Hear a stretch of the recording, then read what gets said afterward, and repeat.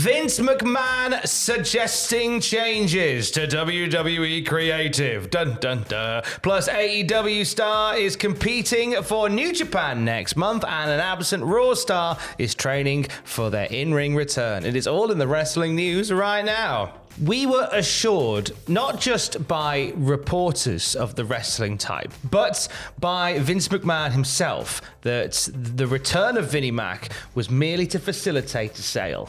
Yes. It's not looking like it's just facilitating a sale. Not according to sources such as Ringside News and the Wrestling Observer. The Observer says, "We have been told Vince McMahon was only back regarding facilitating a sale and wouldn't be in the office or making changes. But that has already changed." This is still the Observer saying, "Ringside News first reported McMahon having been back in the office and suggesting changes, and we've confirmed that story as well," we being the Observer. Talent was told on Friday that Paul Levesque would remain in charge of creative, and Levesque threw out a scenario that Vince could make suggestions.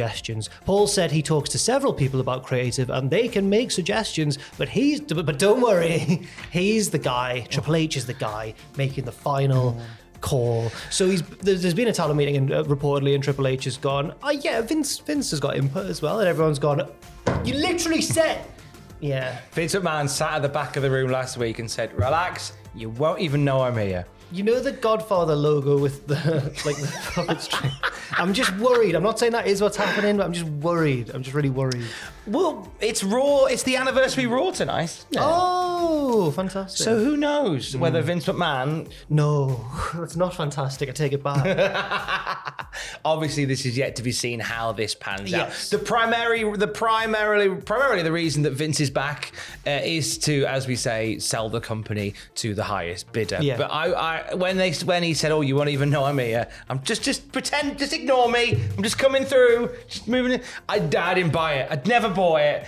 He can't help himself. You know, he can't help himself. The thing that came out after The Office, like the one-off, like this is 10 years into the future, or however, and David Brent keeps going back into work, even though they're like, "David, we just pop it in." Oh, yeah, it's like that. He's David Brent in the revisit of The Office, isn't he? It's mad. Stand back. They should be equal. We'll keep. No, you're a lot of slugs with no personality. You're AEW lot. You're a lot of slugs with no personality. Looking around the dark tape and going, none of the good ones came. For fans of the US office, that will have meant nothing. That will have meant nothing. But the UK office will know. You are in creases if you know the Monday one.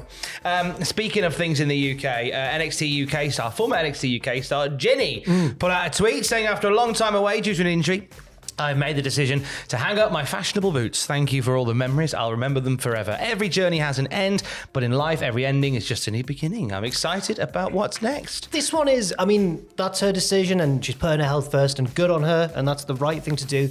But it's also tinged with sadness, isn't it? Especially because I think Ginny, in that kind of UK indie wrestling boom we had when Progress and Rev Pro and everyone were firing on all cylinders, she was one of the real, character wrestlers, or had one of the strong character gimmicks in UK wrestling. She was the fashionista. She was just unquestionably this heel who would come out and just be very, snobby and arrogant, and she played it to a T, and I think that she'll be sorely missed. I genuinely thought we'd see a scenario where she would get called up to the main roster alongside her beau Gunter. Right, they were romantically connected not that long ago, and I wondered whether there was going to be some connection there on TV. It seems like they've gone in a very different direction, and we wish best to Ginny with whatever's next. I'm sad that a lot of American wrestling fans never really got a true look at what Ginny could do. I thought she, like you say, great character work. Never really got a chance to really showcase it, you know?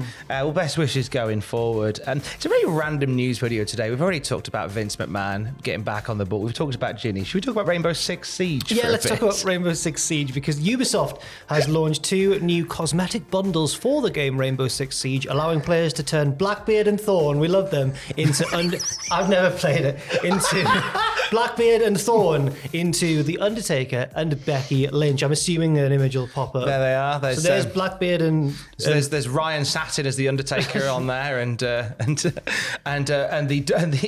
UK tribute shows came back. There's Becky Lynch. There's Becky Lunch for the UK tribute scene. Yeah. So they're not obviously redesign like new characters. They're skins for existing characters. They're not meant to look like them. They're just meant to be wearing their clothes. Yeah. You can buy them for. You can buy both separately for 2,160 R6 credits, which sounds like something from Demolition Man, or the bundle for 4,080 R6 credits. I feel really bad. I don't want to diss anyone playing Rainbow Six Siege. I feel like I'm an old fogey coming into a new game. I'm not on top of that. What am I trying to say? My finger isn't on the pulse either. I'm not, I feel like I sound like most of my relatives when they talk about wrestling. Yeah. Talking about Rainbow Six Siege. I remember playing Rainbow Six Vegas on the Xbox back in the day, but, I was more of a PlayStation boy. What did you think of the Xbox? I never got into the first one that came out. First one that came out with that big chunky controller. It was a bit chunky, Big chunk controller that I just couldn't. I worked at Electronics Boutique when the Xbox first came out, and we had one to try out, and I was like, I can't get a purchase on this awkward rock that is the big chunk. It's the way your shoulders are also hunched up. That's how I held an Xbox controller. I'm trying not to look at you. Tom, I gave him a window or two, but Tom threatened to try and make me laugh during this story. And yes, that's why. Chonk.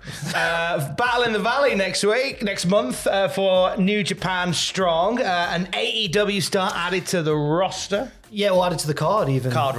Yes, it's you know what? It's first of all, I was like, oh, this is the show with Mercedes Moné on it. But now, a big card has sprung up out of nowhere as well. So I'll run down the card very briefly. Yeah, we've got Mercedes Moné challenging Kairi, formerly known as Kairi Sane, formerly known as Kairi Hojo, for the IWGP Women's Championship. That was the little confrontation that happened at Wrestle Kingdom. Now the match is going to happen. Fred Rosser defends the New Japan Strong title against Kenta. Filthy Tom Lawler fights Homicide in a filthy rules match. That should be terrifying. And also, but we don't yet know the challenger, the IWGP World Championship will be defended as well. Kazuchika Okada defending the belt there, unless he loses it before then, but I don't even know whoever is champion by that point will come over and defend the title. I see. So yeah, maybe Okada's got a... Oh, he must have a defense before then. He's facing Takagi. Okay. So Okada or Takagi will come over and defend the title. But on Strong over the weekend, Eddie Kingston was added to the lineup as well. AEW's Eddie Kingston challenged Jay White to a match at Battle in the Valley. White has accepted, and they're going to have themselves a belter just ahead of Jay White's Loser Leaves Japan match with Hikuleo. Yeah, and I think that'll be, I think it's not going to give away totally what's going to happen with Jay White, the result of this Kingston versus Jay White match, but it could give us a little clue. I think if Jay White loses, then maybe he's more likely than not to leave ultimately, because surely New Japan wouldn't allow Jay White to be booked to lose to Eddie Kingston normally. But if they did, I'd be like, oh, I don't know. I feel like Jay will win this, make him look strong going up against Hikuleo. Okay, But it's funny because both Jay White has had interest from AEW and WWE. We understand as well that Hikuleo has had some interest from WWE. So I guess it's not so much loser leaves Japan, it's loser goes to Stamford. Yeah, possibly. It seems like how it feels. Now, speaking of Stamford, a WWE return is on the cards for one of our favourites. Isn't that right? Yes, it is. Here he comes. No, don't. No, it's there. It's in the room. That, considering you were just sort of mashing aimlessly, it sounded pretty spot on. Pretty much there, wasn't it? Pretty much there. Fightful Select report that Cody Rhodes is on his way back and was recently working to get in-ring clearance. Sources familiar with the situation confirmed to Fightful Select that not only is Cody Rhodes preparing for his return, but he's been in the Performance Center to prepare and has handpicked 2 NXT superstars to help him with his return. And they are, Tom, Carmelo Hayes and Joe Gacy as well. Nice, a nice selection there, a cross-section of both very good styles and energies and talents. And yeah, I think it's a great opportunity for Gacy and Carmelo to be in the mix with Cody. Who knows? There is a feud down the line that we could see. Or we could see the debut of the Codeheads, which is those two. I don't know. The more I think about it, I'm not certain. We are in the side of the edge heads. We can pretend that they should do the code heads, but they should pretend that Joe Gacy and Carmelo Hayes are twins. Right, and they both wear blonde wigs like that. Yeah, like Cody. They can roll out of the ring during each other's match and swap out, and the ref doesn't notice. I don't know if they should do that. I think they should definitely do that. Cody in the Rumble, it seems that way, doesn't it? Cody winning the Rumble, do you think? I think Cody winning the Rumble is a hot take that I will happily take. It's not even that hot, really, but I'll take it. I think in my mind he's the favourite, unless, and that's purely because I don't think The Rock would work the Rumble.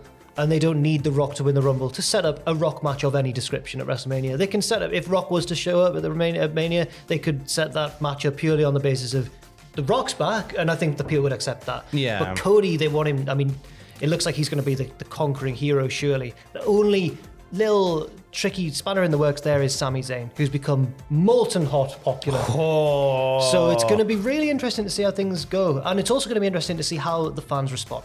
It'll be interesting to keep an eye on. We will keep an eye on. For the latest wrestling news, of course, throughout the day, you can check out cultaholic.com. Stay safe. Love you, bye. Everybody love you, bye.